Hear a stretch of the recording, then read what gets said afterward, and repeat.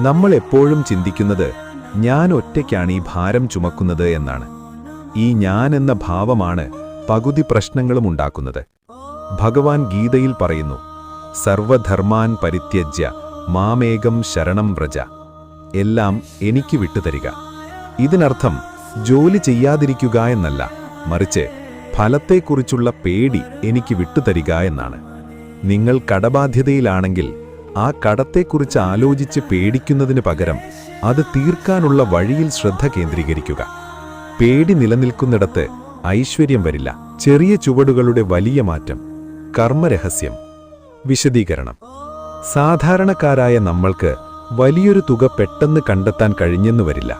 പക്ഷേ കൃഷ്ണൻ പഠിപ്പിക്കുന്നത് നിശബ്ദമായ കർമ്മത്തെക്കുറിച്ചാണ്. മലവെള്ളം വരുമ്പോൾ മുളകൾ കുനിഞ്ഞു നിൽക്കും. വെള്ളം പോയിക്കഴിഞ്ഞാൽ അവ വീണ്ടും എഴുന്നേൽക്കും. അതുപോലെ പ്രതിസന്ധികളിൽ അല്പം കുനിഞ്ഞുകൊടുക്കുക.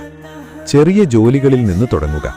ലോകം എന്തു പറയുമെന്ന ചിന്തയാണ് ദാരിദ്ര്യത്തിന്റെ വിത്ത്.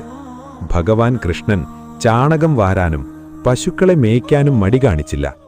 തൊഴിലിനെ ബഹുമാനിക്കുന്നവന്റെ കയ്യിൽ പണം തങ്ങി നിൽക്കും.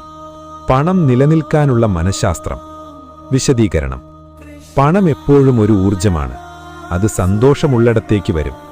എന്റെ കയ്യിൽ പണമില്ല എന്നെപ്പോഴും വിലപിക്കുന്നവരിലേക്ക് ദാരിദ്ര്യം കൂടുതൽ അടുക്കും.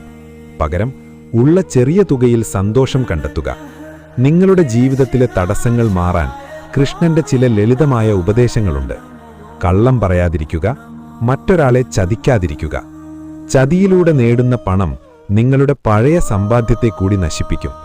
നിങ്ങളുടെ സത്യസന്ധതയാണ് നിങ്ങളുടെ ഏറ്റവും വലിയ ഇൻഷുറൻസ്.